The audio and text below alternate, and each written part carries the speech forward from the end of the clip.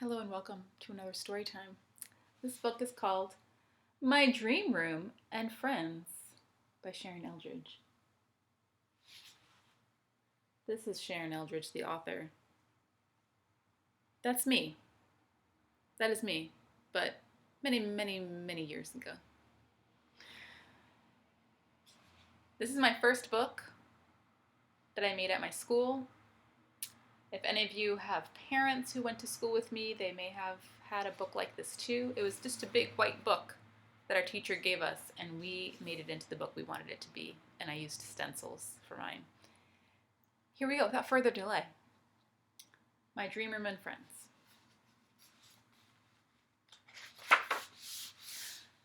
There's a summary. Should I spoil it by reading the summary? I feel like I shouldn't do that. I'm going to skip the summary. SRE Publishing Co. That's not real. It's not a real thing. I made it up. Dedicated to my two best friends, Deanna and Vivian.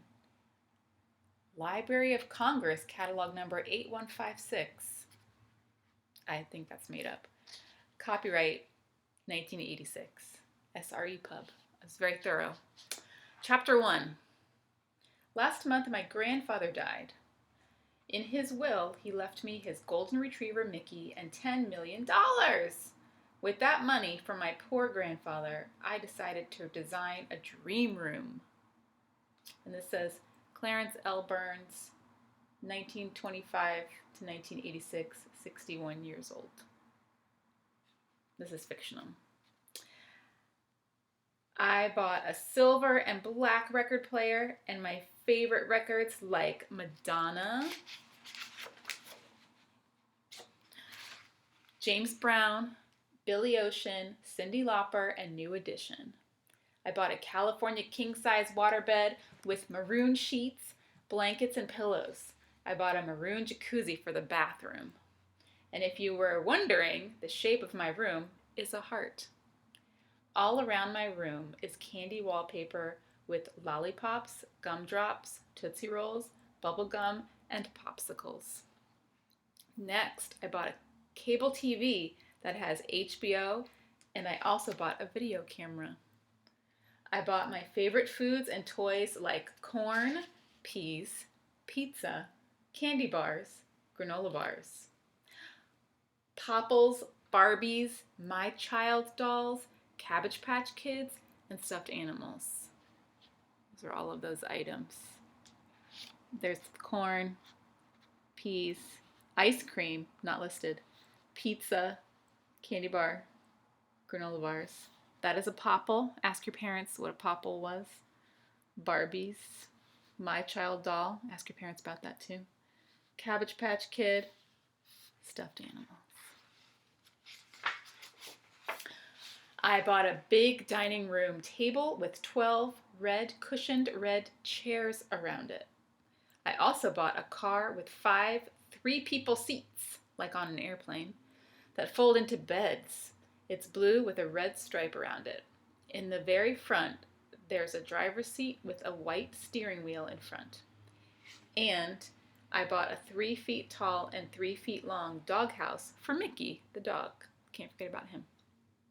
In one room, I have a candy room. The walls are made out of candy, like peppermint, butterscotch, gumdrops, and caramel. It has a melted chocolate fall that goes into a 3 feet deep chocolate pond that has a Tootsie Roll raft in it. Has anyone seen Willy Wonka and the Chocolate Factory or Charlie and the Chocolate Factory? I think this dream room is quite influenced by my having watched that movie. The last room is the swimming pool. Also, this is more of a dream house, not a dream room. It's got multiple rooms. I just want you to know that I caught that. The shallow end is 1 foot deep and the deep end is 8 feet deep. In the middle, there's a 6 feet deep part with a diving board on the side. Chapter 2. When I got a little older, like about 14, I began to think, this is getting to be too much. So I sold a few things. I sold some food, some toys, the jacuzzi, and the car. I got a total of $2,050. Okay. Chapter 3. Today I'm sitting in my favorite chair that's red with laces around it, watching Romancing the Stone on HBO. Later on, I listened to Living in America by James Brown. Then my friend Vivian called. Hi Sharon, this is Vivian. Do you want to come over? Sure, I said. Okay, see you at my house, she said. Bye, I said. So I walked to Vivian's house. When I got there, we played checkers and read some books. Then we watched television. Later on, Vivian said, Do you want to have dinner with me? Sure, I said. So we made dinner. We decided to have meatloaf. After the meatloaf, we played more checkers. Pretty soon it was time for me to go home. When I got home, I watched a little television. I really liked television. That hasn't changed. And then I read in bed. I was reading a mystery book.